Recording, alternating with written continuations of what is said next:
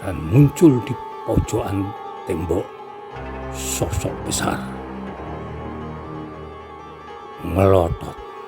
Melotot, tidak kelihatan apapun kecuali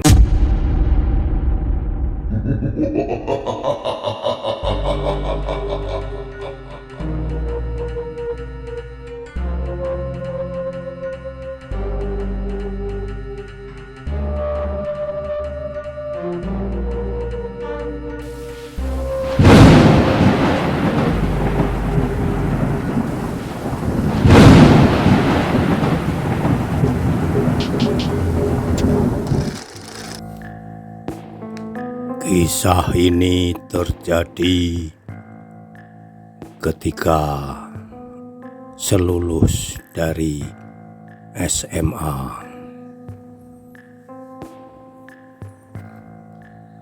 Setelah lulus, tentunya setiap siswa dan siswi yang telah lulus SMA sedang sibuk-sibuknya untuk mencari perguruan tinggi.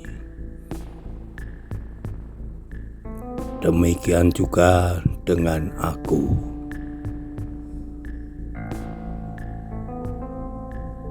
Teman-temanku banyak yang memilih di kotanya sendiri maupun di kota lain.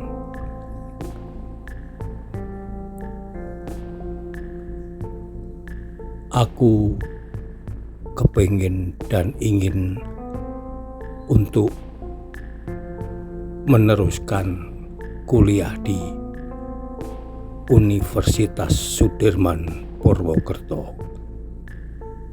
Tentunya sangat jauh dari kotaku. Persiapan segera aku tata semuanya dan berangkatlah ke kota Purwokerto. Sengaja kulakukan perjalanan ini setelah siang menjelang sore, sehingga ketika tiba di kota Purwokerto sudah seputar pukul 7 malam. Berkeliling aku mencari tempat penginapan yang kira-kira uang sakuku cukup untuk membayarnya. Untuk itu aku mencari yang biasa-biasa saja, dan ternyata ketika aku kelilingi hampir seluruh kota Purwokerto, semuanya penuh dengan pendaftar seperti aku ini yang tidak mempunyai saudara di Purwokerto dan menginap di penginapan.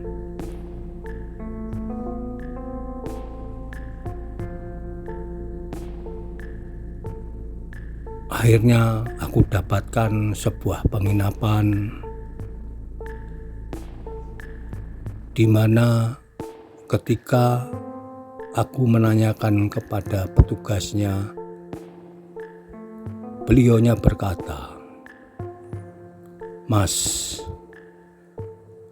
ada satu kamar tapi jarang dipakai, sudah tidak pernah dipakai. Semuanya terserah Mas mau atau tidak."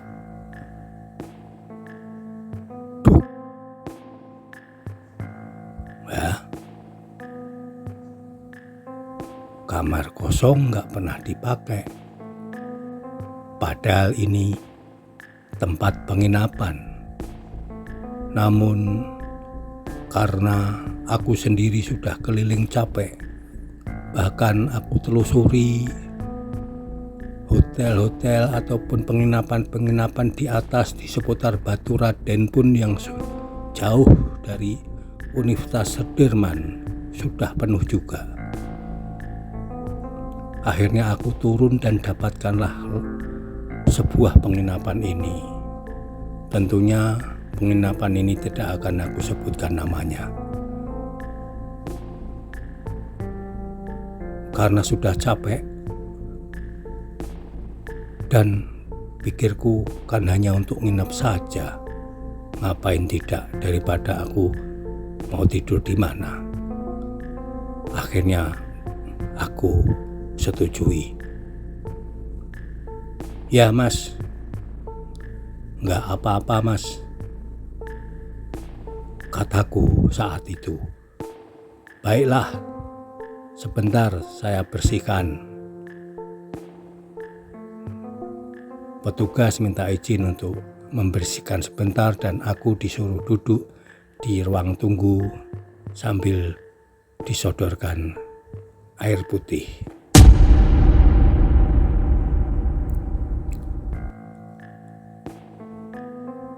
Setelah beberapa saat, petugas tersebut datang kembali dan mengatakan padaku, "Mas, sudah siap, silahkan." Aku dikasih kuncinya dan diantar sampai ke depan pintu tempat yang kosong ini yang terletak di paling belakang. Kubuka pintu karena petugas tidak mengunci, tadi sudah dibuka. Aku tidak perlu membukanya dengan kunci, namun langsung aku buka.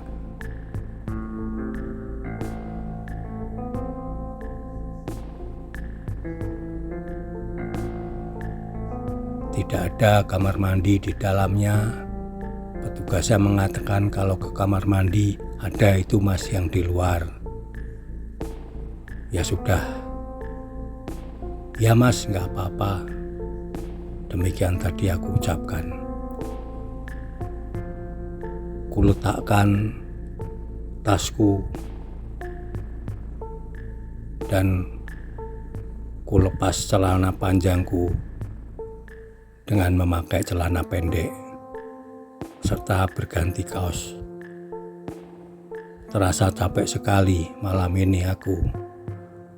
Keinginanku, walaupun beberapa waktu aku membaca-baca dulu sehingga mungkin masih bisa untuk mengulang lagi. Kira-kira barangkali besok bisa keluar dalam tesnya tersebut.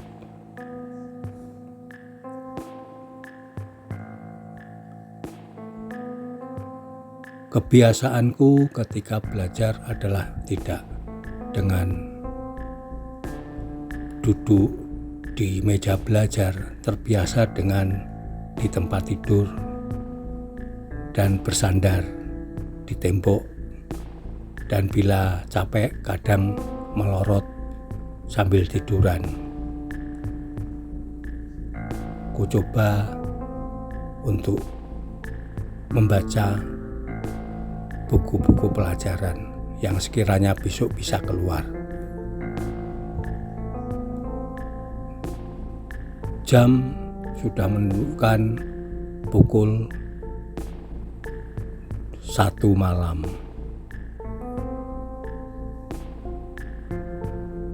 Terasa karena capeknya, kelelahan yang luar biasa. Di antara tidur dan tidak, kadang bukuku jatuh di lantai karena sedikit liar-liar. Saya ambil lagi, ku baca lagi, jatuh lagi, ku ambil lagi. Dan suatu ketika aku kaget karena di antara liar-liar basa Jawanya itu aku masih tersadar. Di saat itu kala mudaku aku memang selalu memakai kalung. Bukan kalung emas, namun kalung biasa untuk penghias saja. Di antara sadar dan tidak, terasa di leherku seperti ada yang menarik kalungku.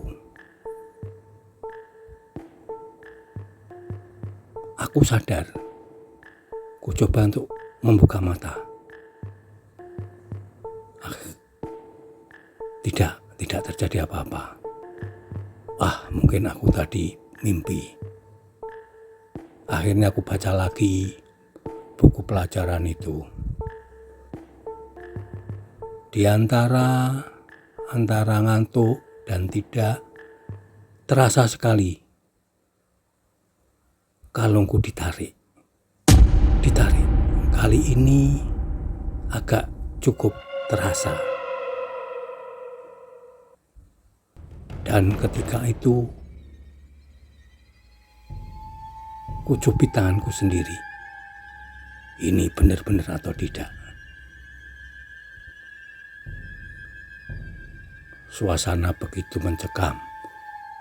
Terasa bulu kudukku merinding. Ku baca lagi buku. Dan di antara tidur dan sadar dan tidak, kurasakan kalungku ditarik dengan keras.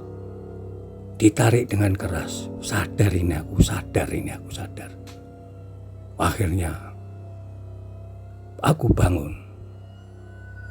Kalung itu sudah tertarik dan jatuh di lantai. Dan sebagian karena terpisah menjadi dua, yang satunya jatuh ke lantai, yang potongan yang lainnya ada di tempat tidur. Wah, gila. Kamar ini menakutkan. Akhirnya kulihat sekeliling. Tidak ada apa-apa.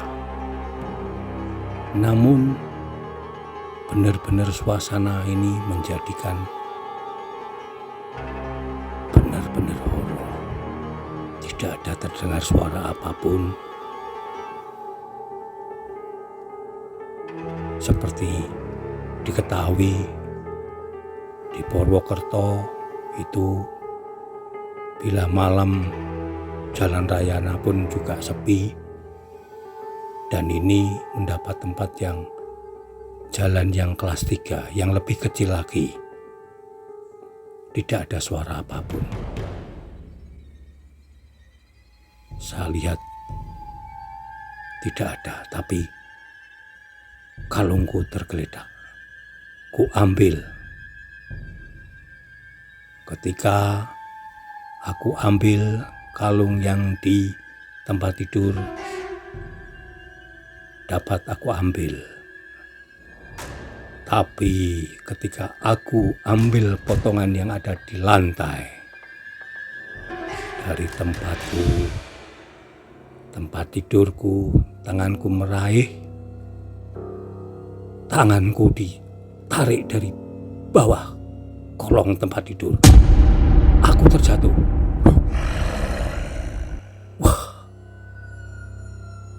Walaupun lampu menyala, di kolong tempat tidur tidak terlihat. Tanganku tempat masuk karena ketarik. Ku tarik lagi. Akhirnya aku duduk di lantai. Wah, apa ini? Tidak ada lain kecuali aku berdoa sebisa aku. Berdoa terus sebisa aku. Akhirnya tempat tidur bergerak dan muncul di pojokan tembok sosok besar. Melotot. Tidak kelihatan apapun kecuali matanya melotot. Kulihat sebentar dan aku tundukkan kepalaku. Aku berdoa sebisanya.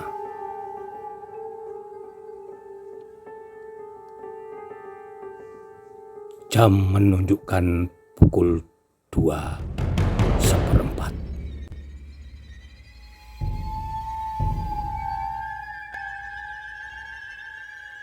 Akhirnya tempat tidur itu bergoyang lagi. Makhluk hitam yang besar itu tidak ada lagi. Tempat tidurnya bergoyang. Aku mundur. Aku mau buka pintu.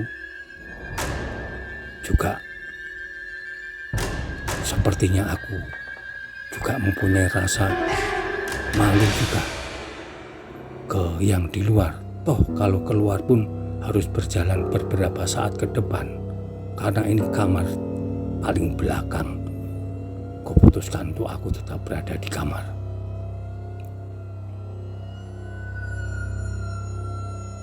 Suasana hening sebentar. Terus aku berdoa sebisaku. Aku berusaha naik di tempat tidur. Kulangkahkan naik. Ketika aku sampai di tempat tidur, mau rebahan sebentar, tempat tidur itu bergoyang lagi. Goyang, sepertinya nggak mau untuk tak pakai untuk tidur di tempat itu. Aku turun ke lantai. Tempat tidur itu diam lagi.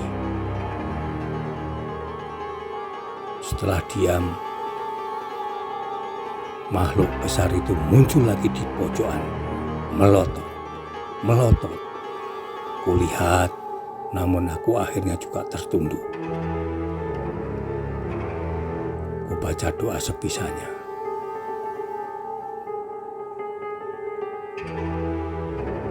Dan terdengar setelah itu berlangsung sepertinya lama sekali. Terdengarlah di luar suara azan subuh. Dan suasana yang tadi sepertinya mencekam dengan adanya azan subuh tadi menjadi sepertinya biasa saja. Aku berdiri dan aku duduk di meja dan kursi. Kuhela napasku. Aku persiapan untuk sholat subuh, padahal wudhunya ada di luar. Aku akhirnya kutunggu sebentar, kelihatan aja suara di luar. 1-2 mericik akhir wudhu. Aku keluar untuk berwudhu dan aku melakukan sholat subuh di kamar itu juga. Seharian, semalaman, aku tidak bisa tidur. Dan seharian aku capek, mulai dari kotaku menuju Purwokerto dan mencari penginapan. Dan aku tidak bisa belajar. Akhirnya, tanpa tidur, kusiapkan semuanya untuk hengkang dari ini, sekalian pamit pagi-pagi untuk segera keluar dari kamar ini. Dan aku menuju ke Universitas Sudirman untuk mengikuti tes. Walaupun tesnya agak nanti, biar nggak apa-apa. Aku harus segera meninggalkan kamar ini. Kamar horor. Setelah kulalui tes beberapa saat ke depan ketika pengumuman, aku pun tidak diterima untuk kuliah di sana. Tesku gagal. Namun aku mendapatkan kisah yang sampai saat ini membuat bulu kuduku merinding. Sampai jumpa lagi dengan Mas Horizon de Costa. Selamat malam, salam hororisasi.